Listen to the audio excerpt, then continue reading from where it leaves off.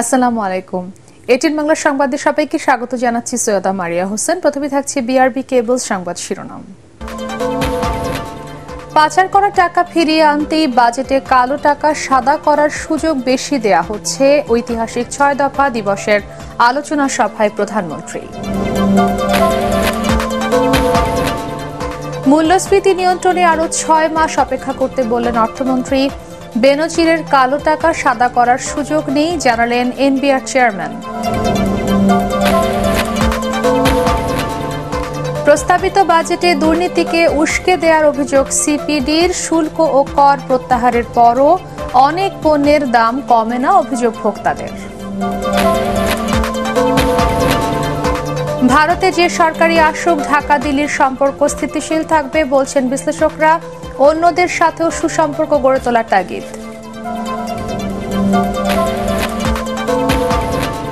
এবং কোরবানির পশু বেচা কেনা নির্বিঘ্ন করতে রাজধানীর হাটগুলোতে ডিএমপির ব্যাপক নিরাপত্তা ব্যবস্থা। যত্রতত্র হাট বসালে কঠোর ব্যবস্থা। শুনছিলেন বিআরবি কেবল সংবাদ শিরোনাম, এবারে বিস্তারিত। শুরুতেই বাজেট প্রসঙ্গ।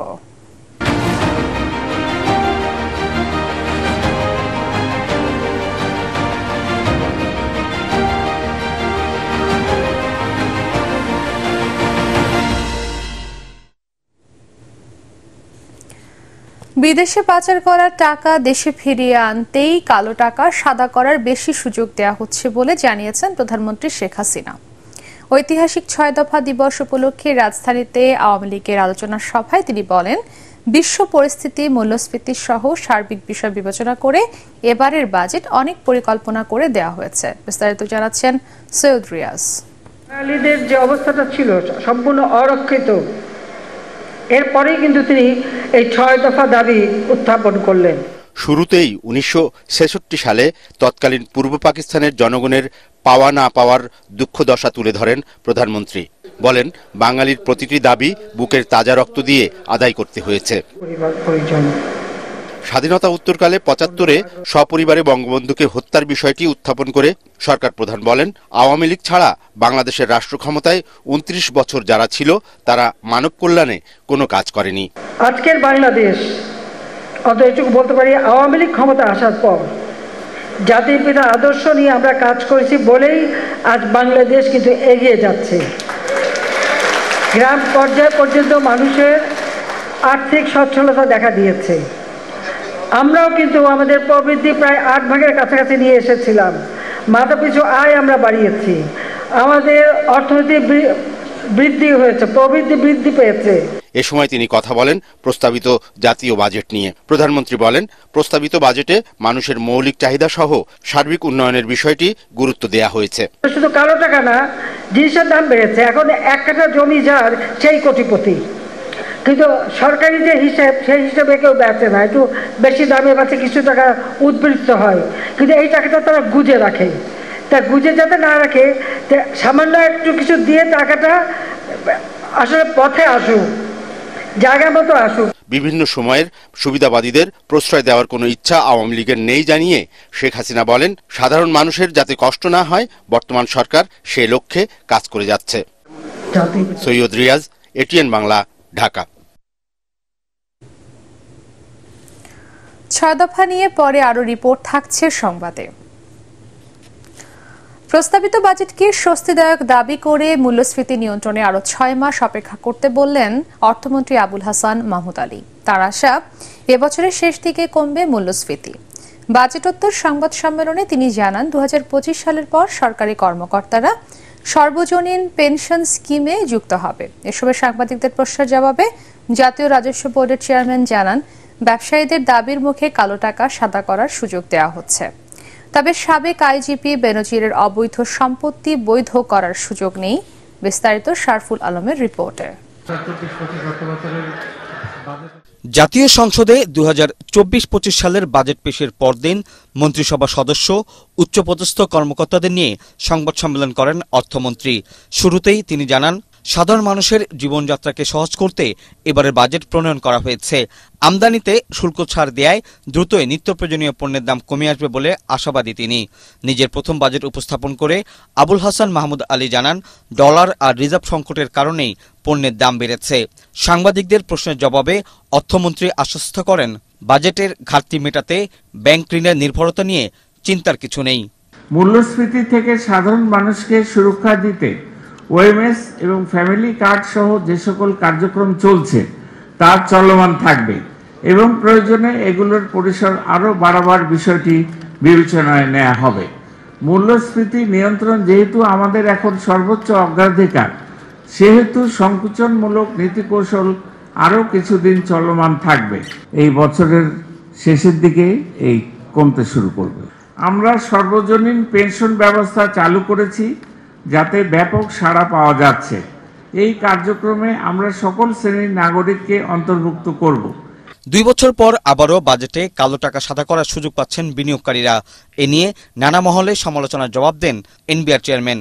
তিনি জানান, কর না দেওয়ার মানসিকতা থেকে বেরিয়ে আসতে হবে।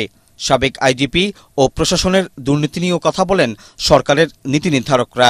সাবেক সরকারি কর্মকর্তা সম্পর্কে যে প্রশ্নটা উত্থাপন করেছেন, তাকে দুদক সমন দিয়েছিল। কাগজের খবর অনুসারে বাইরে উনি আছেন এবং উনি সময় চেয়েছেন, দুদক তাকে সময় দিয়েছে।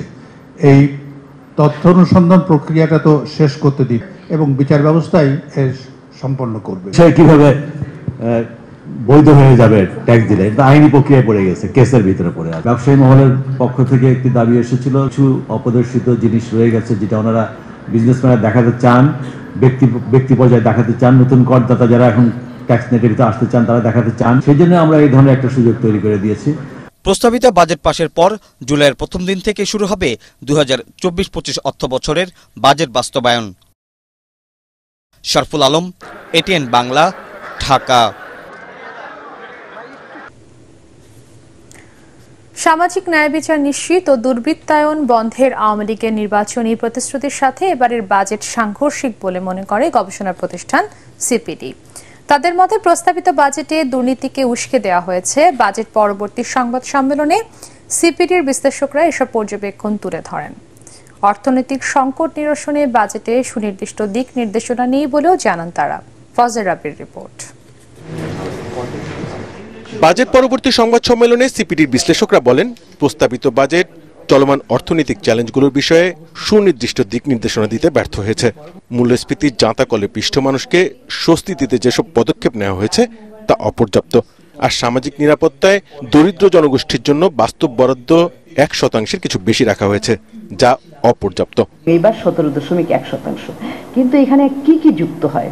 এখানে সরকারি কর্মকর্তা কর্মচারীদের পেনশনের টাকা, এখানে সেভিং সার্টিফিকেটের সুদ, এখানে কৃষির ভর্তুকি, এই সমস্ত যোগ করে এটাকে একটা বিরাট পরিমাণ দেখানো হয়। প্রকৃত অর্থে এটা 1.3 এসে এটা দাঁড়িয়েছে।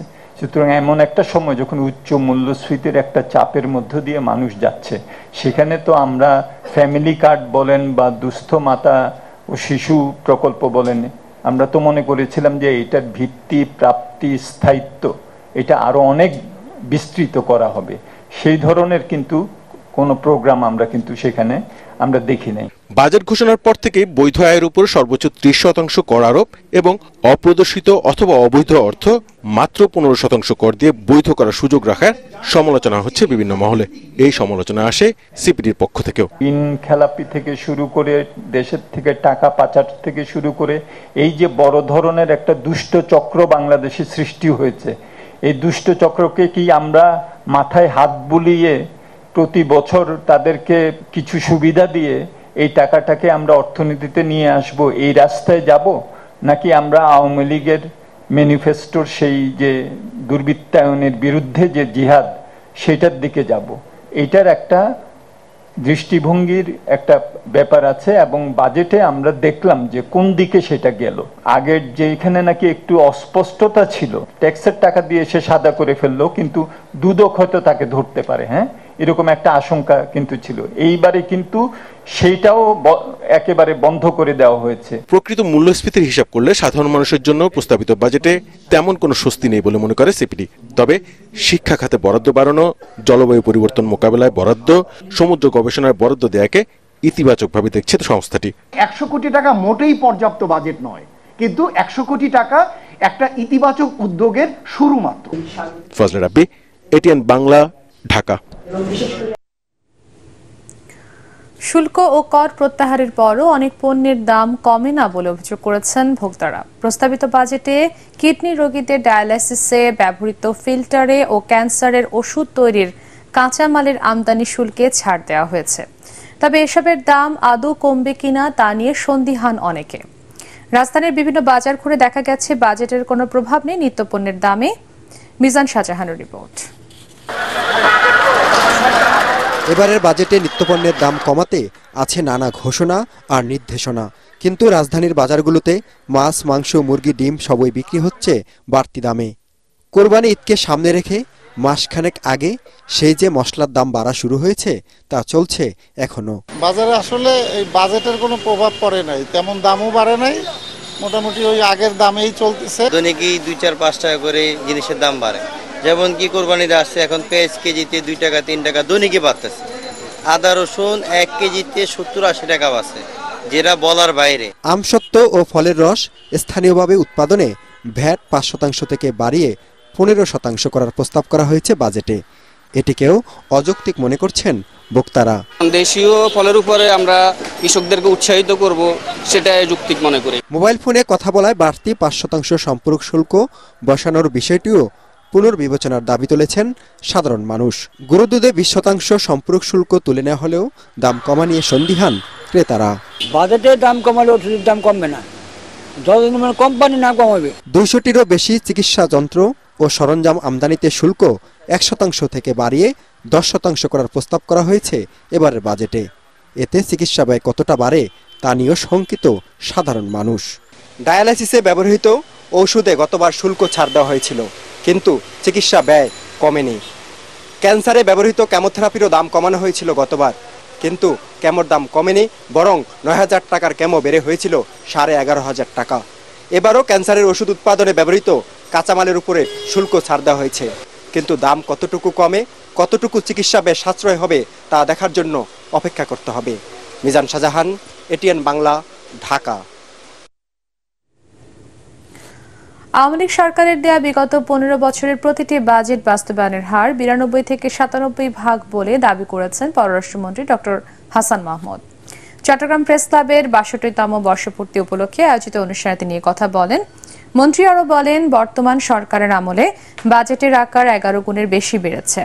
এরপরও বাজেট জনবান্ধব নয় বলে অপপ্রচার চালায় বিএনপি। প্রেস ক্লাবে সভাপতি সালাউদ্দিন মোহাম্মদ রেজার সভাপতিত্বে আয়োজিত অনুষ্ঠানে চট্টগ্রামের জেলা প্রশাসক, পুলিশ কমিশনার, জেলা পরিষদের চেয়ারম্যান সহ নগরীর বিশিষ্ট ব্যক্তিরা উপস্থিত ছিলেন।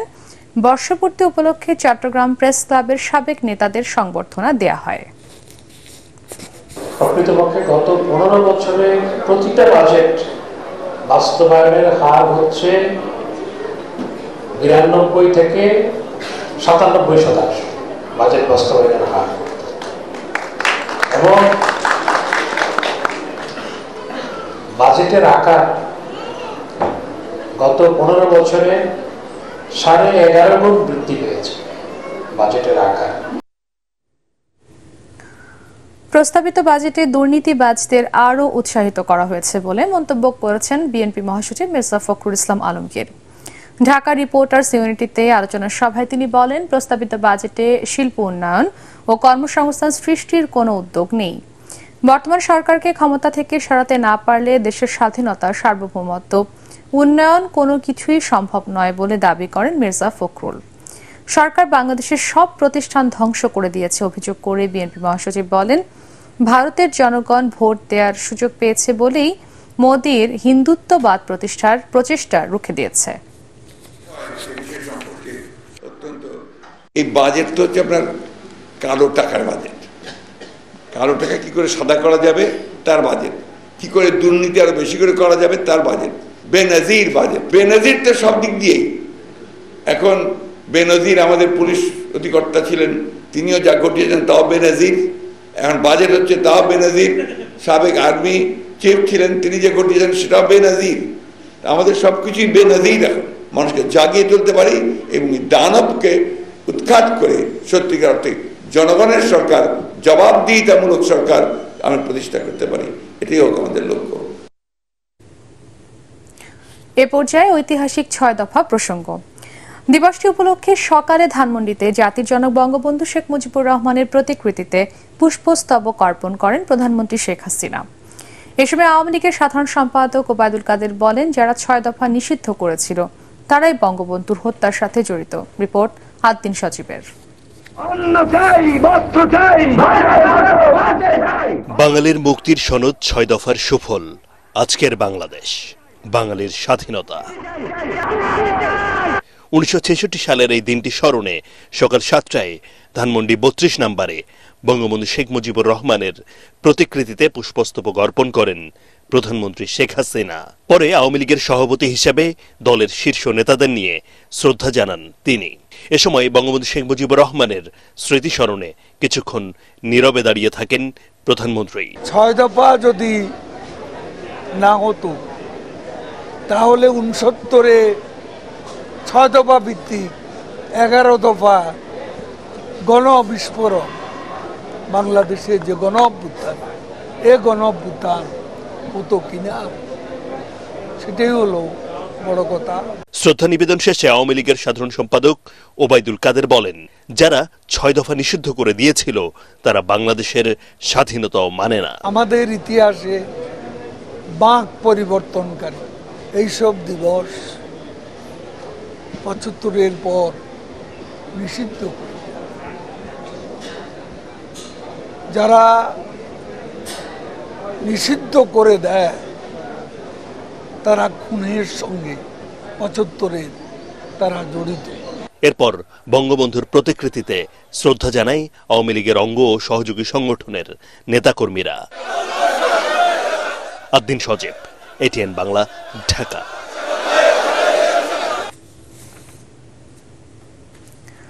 ভারতে নতুন জোট সরকারের কারণে এবার বাংলাদেশকে নিজেদের স্বার্থ আদায়ে বেগ পেতে হবে বলে মনে করেন বিশ্লেষকরা।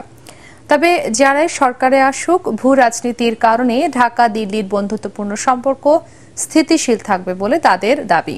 তাই বাণিজ্য, বিনিয়োগ ও যোগাযোগের ক্ষেত্র বাড়াতে বিজেপি এবং কংগ্রেসের পাশাপাশি অন্যান্য দলগুলোর সাথেও সুসম্পর্ক গড়ে তুলতে সরকারকে পরামর্শ দিয়েছেন বিশ্লেষকরা। ইমদাদুল্লাহ বাবুর রিপোর্ট।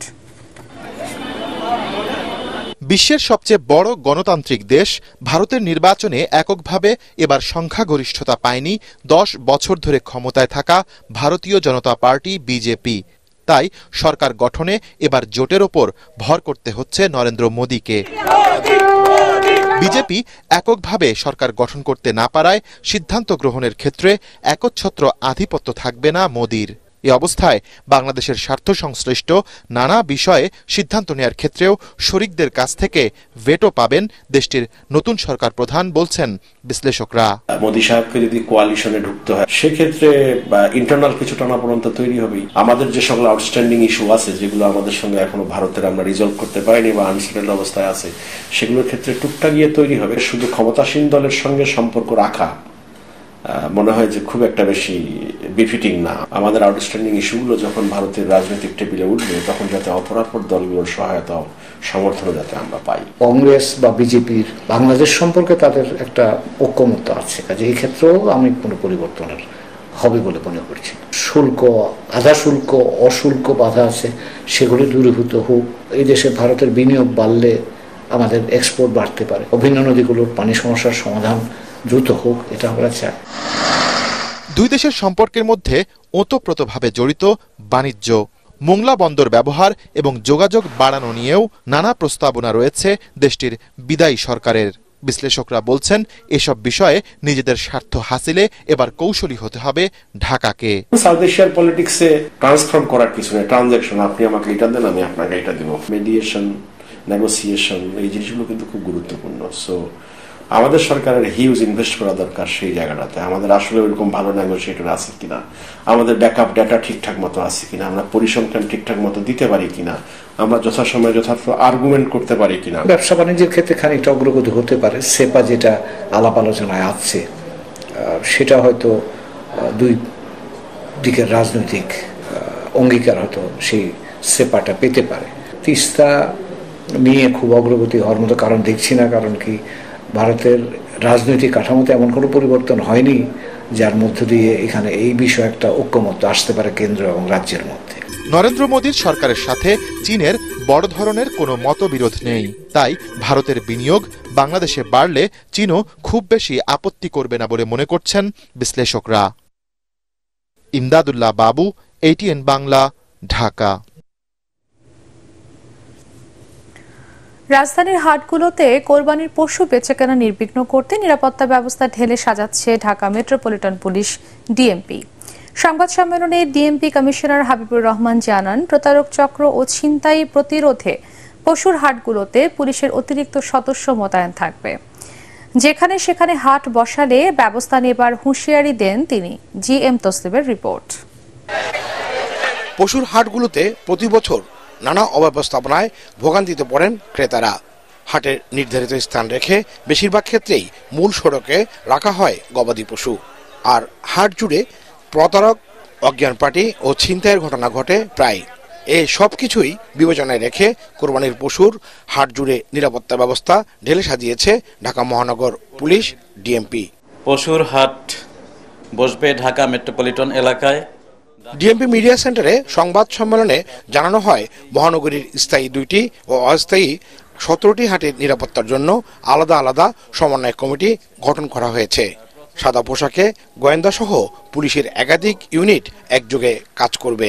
যে সমস্ত হাটে গরু আসবে, আসার পথের নিরাপত্তা, হাটের যে স্থানে লেনদেন হবে, বেচাকেনা হবে সেখানকার নিরাপত্তা, এবং এরপরে বিকৃত টাকা নিয়ে যে গরুর মালিক তারা যে এখান থেকে চলে যাবেন সেটির নিরাপত্তা, এই সমস্ত বিষয় মিলে নিরাপত্তা পরিকল্পনাটি সাজানো হয়েছে। ডিএমপি কমিশনার হাবিবুর রহমান আরও জানান, অনুমোদনহীন হাটের তথ্য পেলে কঠোর ব্যবস্থা নেওয়া হবে। আমাদের পুলিশের প্রতি নির্দেশনা আছে, এই ধরনের যে কোনো ধরনের অপতৎপরতা রোধ করা হবে। যদি এখানে হয়ে থাকে তাহলে সেই সমস্ত গরুগুলো আমরা কিন্তু সিজ করে নেব, মানুষজন সহ। অজ্ঞান ও মলম পাটির খপ্পরে কেউ যাতে না পড়ে সেজন্য এবার সর্বোচ্চ সতর্ক অবস্থানে থাকবে পুলিশ। এদিকে রাজধানীর হাটগুলোতে চলছে শেষ মুহূর্তের প্রস্তুতি।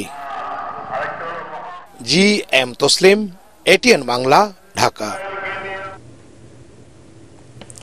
এবার বিকাশ ঈদ কেনাকাটার সংবাদ।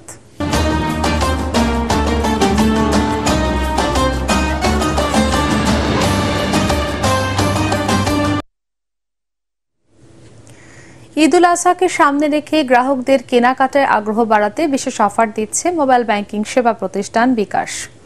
ক্যাম্পেইন চলাকালীন নির্দিষ্ট আউটলেটগুলোতে নির্দিষ্ট পরিমাণ কেনাকাটায় এই অফার পাচ্ছেন ক্রেতারা। বিকাশ ঈদ বাজার নিয়ে আরো জানাচ্ছেন আনন্দ তাসিন রি। কোরবানি ঈদের মূল আকর্ষণ থাকে পশুর হাট নিয়ে, তবে এই ঈদকে ঘিরে বাহারি পোশাকের পাশাপাশি ঘর সাজানোর জিনিস কিনতে নারীদের ভিড় দেখা যায় বিপণী বিতানগুলোতে। এবারের ঈদে ক্রেতাদের পছন্দ ও ভালো লাগার পাশাপাশি গরমকে মাথায় রেখে বিশ্বরং নতুন পাতলা আরামদায়ক কাপড়ের সব পোশাকের সমাহার বসিয়েছে। এসব পোশাকের পাশাপাশি প্রসাধনী ও ঘর সাজানোর জিনিসের ওপর তাদের যে কোনো আউটলেট থেকে বিকাশ পেমেন্টে গ্রাহকদের জন্য থাকছে বিশেষ ডিসকাউন্টের ব্যবস্থা। যমুনা ফিউচার পার্কের এই শপিং মলে এসে যে কয়েকটা প্রোডাক্ট কিনেছি, বিশেষ করে বেশিরভাগ প্রোডাক্টই আমি বিকাশের মাধ্যমে পেমেন্ট করেছি। আমি বিকাশ পেমেন্ট করার পরে একটা দিনে নির্দিষ্ট একটা সর্বোচ্চ পরিমাণ যে 300 টাকা ওইটা ক্যাশব্যাক পাওয়া যায়, আমি ওইটা পেয়েছি। এখন গরম, তাই আমরা সুতি কাপড়টাকেই প্রাধান্য দিয়েছি। আর বিশ্বরং থেকে কেনাকাটা করলে ক্রেতা সর্বোচ্চ আপনার 300 টাকা পর্যন্ত ডিসকাউন্ট পাবে। কুপন কোড সেট করে পেমেন্টটা করলেই দেন ডিসকাউন্ট পাবে বিশ্বরং থেকে। প্রতিবারের মতো এই ঈদেও গ্রাহকদের কেনাকাটার সুবিধায় বিকাশ দিচ্ছে 5% ক্যাশব্যাক। এছাড়াও ক্যাম্পেইন চলাকালীন নির্ধারিত আউটলেটগুলোতে গ্রাহকরা পাচ্ছেন সর্বোচ্চ 300 টাকা পর্যন্ত এই ক্যাশব্যাক সুবিধা। আনন্দ তাসিন রি, ATN বাংলা, ঢাকা। এই ঈদে দেশ জুড়ে কেনাকাটার ফুর্তি হবে শুধু বিকাশে, সাথে ডিসকাউন্ট কুপন, ইনস্ট্যান্ট ক্যাশব্যাক। এ পর্যায়ে আল আরাফা ইসলামী ব্যাংক অর্থ সংবাদ।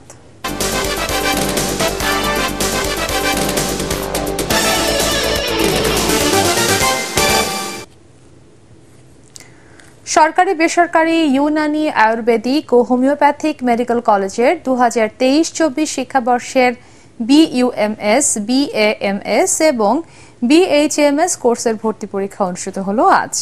ইউনানি ও আয়ুর্বেদিকের উচ্চশিক্ষায় ডিগ্রি পর্যায়ে 4টি প্রতিষ্ঠানের মধ্যে 3টি প্রতিষ্ঠান হামদর্দের রূপকার ডক্টর হাকিম মোহাম্মদ ইউসুফ হারুন ভূঁইয়ার উদ্যোগে প্রতিষ্ঠিত। এর মধ্যে রয়েছে চট্টগ্রাম মেডিকেল বিশ্ববিদ্যালয়ের অধীনে লক্ষ্মীপুরের Rowshan Jahan eastern medical college, Rajshahi medical বিশ্ববিদ্যালয়ের অধীনে বগুড়ার হামদর্দ ইউনানি কলেজ এবং ঢাকা বিশ্ববিদ্যালয়ের অধীনে মুন্সিগঞ্জের গজারিয়ার Hamdard institute of Unani and Ayurvedic medicine. এই 3টি প্রতিষ্ঠান দেশের ইউনানি আয়ুর্বেদিক সেক্টরে একমাত্র বেসরকারি উচ্চ শিক্ষা প্রতিষ্ঠান। আন্তর্জাতিক সংবাদ।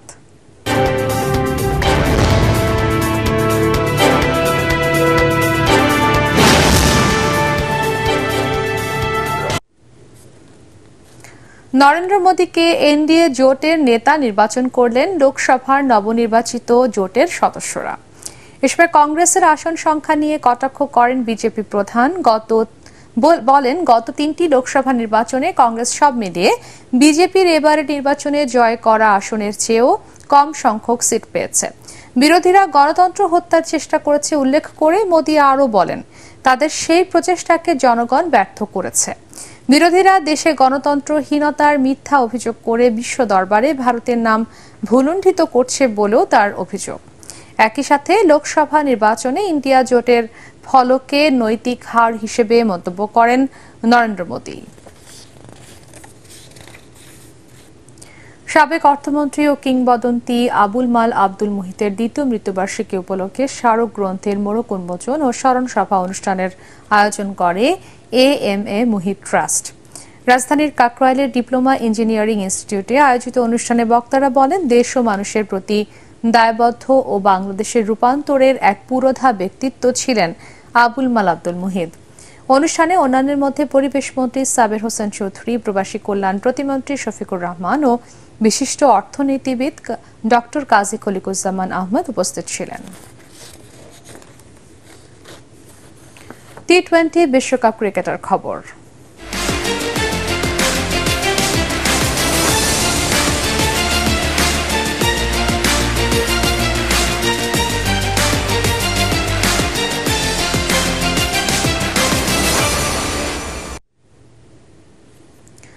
শ্রীলঙ্কার বিপক্ষে ম্যাচ দিয়ে আগামীকাল টি-20 বিশ্বকাপ মিশনে নামবে বাংলাদেশ। ম্যাচ পূর্ববর্তী সংবাদ সম্মেলনে অধিনায়ক নাজমুল হোসেন শান্ত বলেন উইকেট নিয়ে অজুহাতের সুযোগ নেই, প্রত্যেককেই নিজেদের জায়গা থেকে সেরাটা দিতে হবে। টেক্সাসে সকাল 6:30টায় শুরু হবে খেলাটি। পার্টেক্স খেলার খবর।